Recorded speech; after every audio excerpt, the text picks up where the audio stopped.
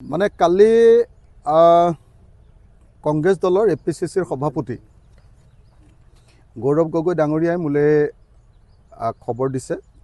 WhatsApp মেছেজৰ জৰিয়তে যে assembly session আমাৰ 16 তাৰিখৰ পৰা আৰম্ভ হ'ব 16 তাৰিখৰ পৰা 19 তাৰিখলৈকে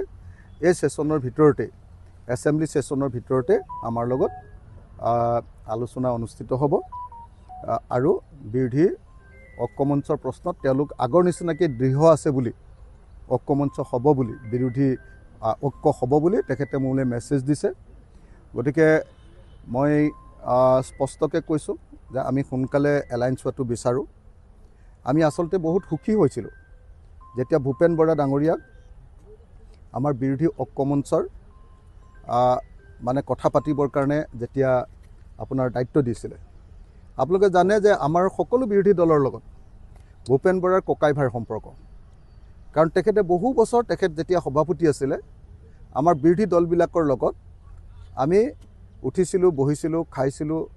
মাতিছিলোঁ হাঁহিছিলোঁ আমি একেলগতে উদ্ভৱ কৰিছিলোঁ ভূপেন বৰা ডাঙৰীয়াৰ লগত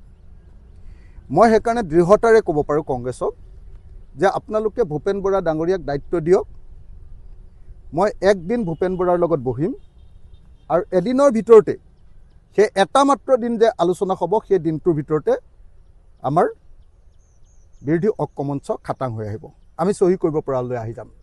মই সেইকাৰণে স্পষ্টকৈ আপোনালোকক কৈছোঁ কংগ্ৰেছ দলক মই স্পষ্টকৈ কৈছোঁ যে আপোনালোকে এটা সঠিক সিদ্ধান্ত লৈছিলে যে যিজন মানুহে ইমান দিন ধৰি বিৰোধী দলবিলাকক একলগ কৰি ৰাখিছিলে সেই মানুহজন ভূপেন বৰা ডাঙৰীয়া প্ৰাক্তন সভাপতি